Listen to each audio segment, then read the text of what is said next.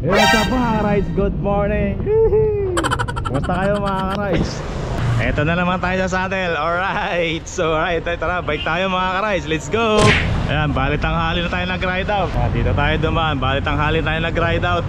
Ride out tayo, 7 AM ng umaga. Tanghali tayo ng gising, ayan. Tinatawagan tayo ng kasama natin. May kasama dapat tayo sa araw na to, kaya lang tinanghali tayo. Malamang sa alamang ay nasa ride na sila ngayon. Alright, pero solo ride lang tayo, okay lang naman, malapit lang pupunta natin. Punta tayo ng Baras. Yan, bali ang gagawin nating ride ay ilulup natin mga ka-rides. Mag-start tayo dito papuntang junction, Taytay, Binangunan, ay Anguno, Binangunan, Cardona, Murong. Ayan, tapos punta tayo ng Baras mga ka-rides. Puntahan natin doon yung sumisikat na pasyalan, yung Eco Park. Nakita ko lang sa mga reels mga ka-rides, maganda doon. Tingnan natin, puntahan natin, alamin natin. Yung pin location nga lang pala niya ay Casarinlan Eco Park. So pag pinin nyo sa Google Map yon, ay dadaling kayo doon. Tingnan natin kung dadalhin tayo ng mapa doon. Tara, let's go!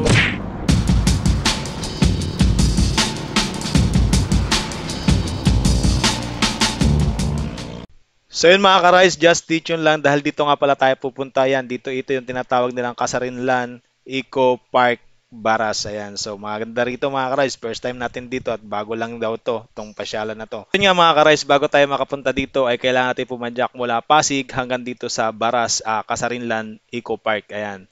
So nakita ko lang to sa reels kaya hinanap ko mga ka-rides, hindi ko rin alam, first time ko rin dito. So bali 35 kilometers din mula dun sa amin, kaya more or less nasa 60 kilometers bali ka na mga ka-rides. So bali nilop ko nga pala to.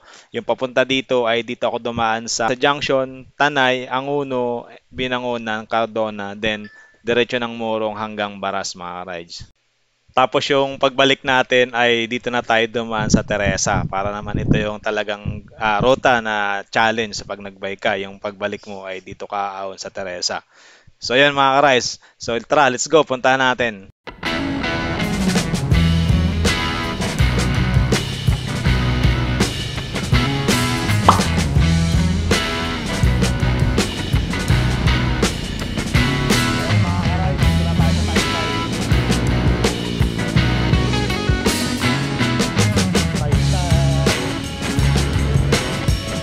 After ng Taytay ng Uno ay binabaybay na natin approaching Binangunan mga ka-rides. Ito yung malawak na kalsada. Ayan. So kaya masarap pumadyak dito mga ka-rides. Kaya lang this time ay chill ride lang tayo para hindi tayo manibago mga ka-rides.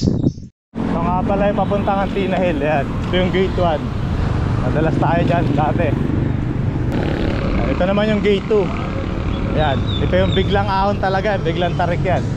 Meron din tayong vlog dyan.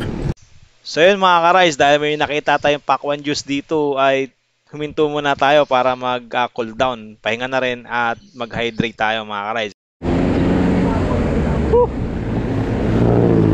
Sarap nun mga ka-rides. Nakapag-pakwan juice tayo, watermelon juice. Ang suabe, sobrang lamig. Masarap pa sa buko juice. Nadaanan natin dun. Panalo yun ha. Na-refresh ako. So ito nga pala, malapit na tayo sa Pantok. Yung nirorotahan natin, Kakwari Road tayo doon sa 7-Eleven. Pero di tayo dadaan doon, diretso lang tayo. Ayun, dito tayo sa kaliwa. Papunta tayong Cardona, Morong. Ayan, ito kasi proper ng ano yan, Binangunan. Dito tayo sa kabila. Papunta tayong Tanay, Laguna.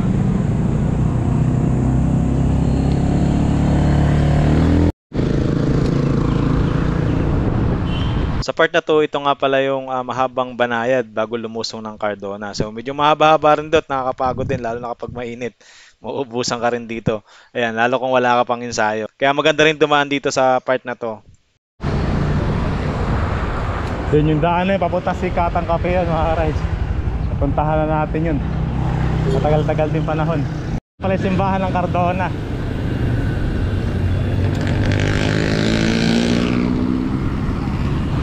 Arko ng Morong mga ka-rides. Arko tayo ng Morong. Mainit na mga ka-rides, alas 8 na. O nga pala, may daan nga pala dito. Ayan o, Tagos ng Teresa yan, dadaanan na natin yan. So meron dyan Bukid Cafe. Pinuntahan natin, matagal na. Maganda rin dumaan dyan, sulit din yung mga ahon. Babay-bay mo yung bundok na yan. Pagdating nga pala dito sa may stoplight, dito sa may kabayo na may 5 paa mga ka-rice, ay kakanan tayo. So tuloy-tuloy lang tayo dito at from dito ay malapit na mga ka-rice. So malapit na yung pupuntahan natin na Casarinlan Eco Park dito sa Baras. Woo! What's up mga ka-rides? Sarap mag-bike sa kainitan. Ayan. Bihira na tayo nakakapag-bike, sobrang busy natin. Tapos sobrang init din ng panahon. Ang hirap mag-bike ngayon mga ka-rides. Sinisingit-singit lang natin yung pagbabike para kahit paano hindi tayo mahirapang mag-gabol sa mga ensayo. Ayan. Kung biglang may long ride, makakasabay pa rin tayo sa mga ka-rides natin mga mamaw. Kunti na pala yung mga ka-rides natin nagbabike ngayon. Yung iba nag-quit na, iba tinatamad na, yung iba nagmumotor na lang. Ayan, from dito 12 minutes na lang daw. Yan, papasokin natin tong isang kakananan na yan, oh. Magsaysay Boulevard pala, hindi Magpasaysay Road. Magsaysay Boulevard, tapos pasok tayo dyan sa pinakadulo ng kalsada. Tapos pasok na tayo ng Baras. Ayan, ito nga palang arko ng Baras yung palatandaan dito mga ka-rice. So pag nagpasan nyo yun ay sobrang lapit na lang talaga. Dito na yata Eco Park.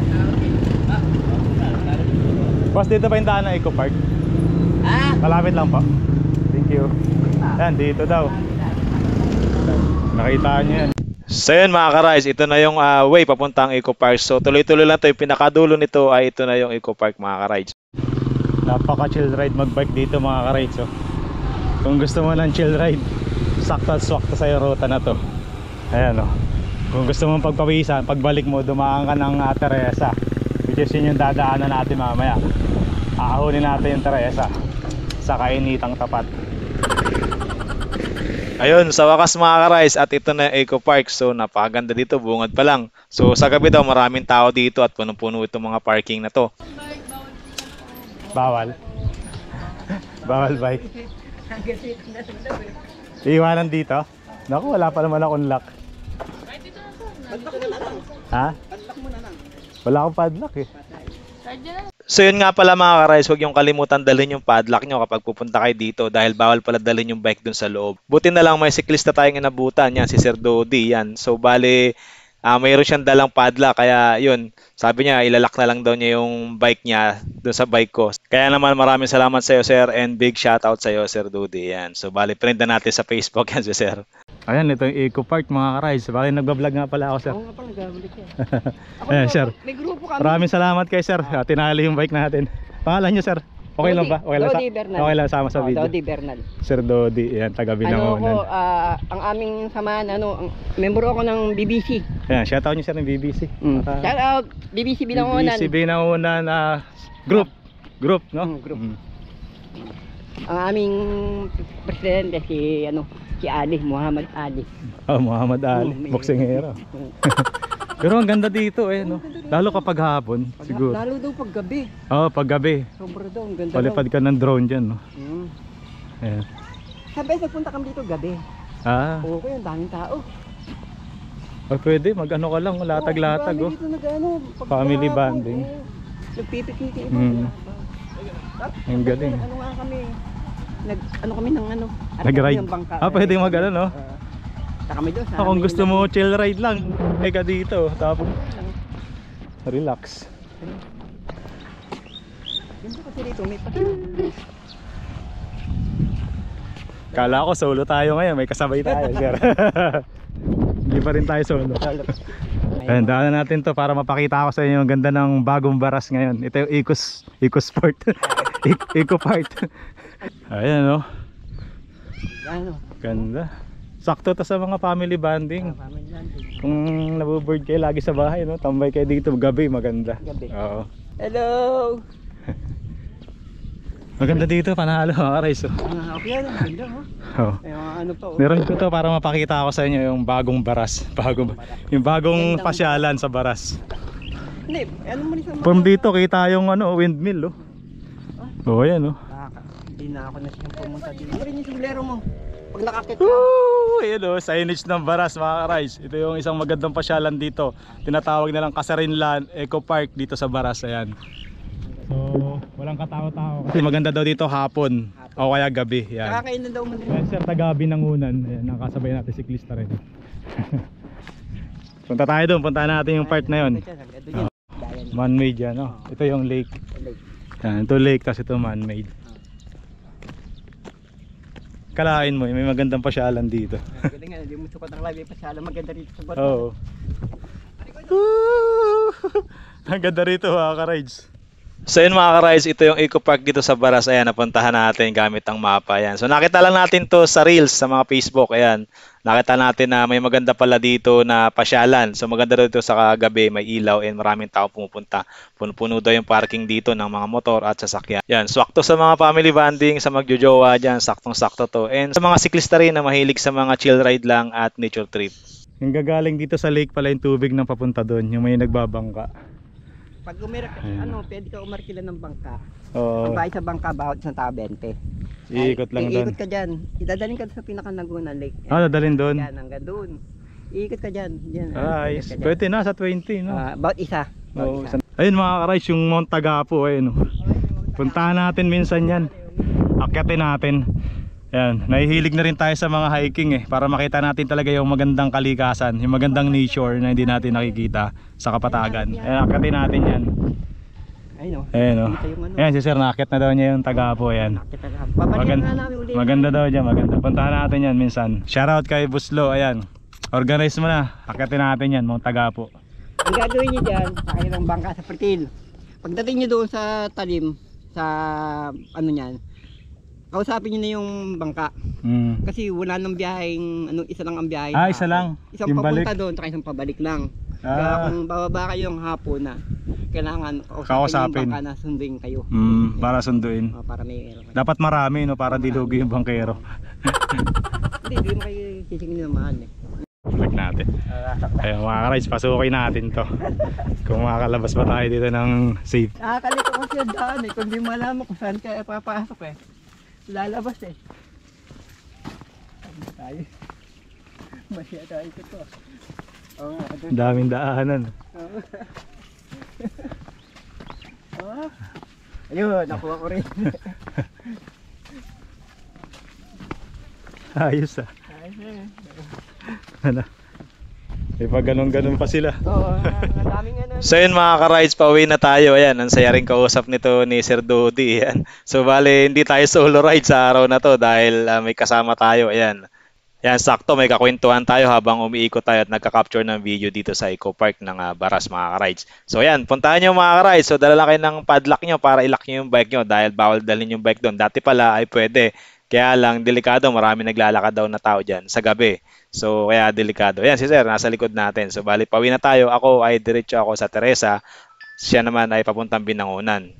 Yan, dahil medyo nagutom kami sa kwentuhan ni Sir Dodi, ay dumamo na kami doon sa Lugaw Project para kumain. Sakto at masarap yung lugaw dito mga ka-rides. Kaya lang, inabot kami ng 11 na yata sa kwentuhan. Yan, kapag napadaan kayo dito, huwag niyong kalimutan dumaan dito sa Lugaw Project. Huwag niyong palagpasin tong lugawan dito. Masarap lugaw nila dito mga ka-rides. So yun mga ka-rides, dito umahon na nga pala tayo ng Teresa. Ayan, balik ka tanghalian tapat to. Alas 12 na ng tanghali to mga ka-rides. Itong ahon natin ng Teresa. So yan, sakto at endurance na rin to. Ngayon lang ulit tayo umahon dito mga ka-rides. Medyo matagal-tagal ng panahon din bago tayo nakabalik dito. Kaya naman, enjoy muna natin tong Teresa ahon yung mga ka-rides, tong Teresa uphill. Ayan, so maraming salamat sumabot sa last part ng video nito. So bale, yun nga, dito tayo duman sa Teresa pabalik and lusong tayo ng Antipolo. And dito na natin tatapusin yung vlog natin mga ka-rides. Medyo mahaba na. Pinakita ko lang yung magandang pasyalan dito sa Eco Park Baras. Please subscribe to my YouTube channel, Rides Ko 2 PH, and follow for more to my Facebook page, Rides Ko 2 PH. Maraming salamat. Peace out.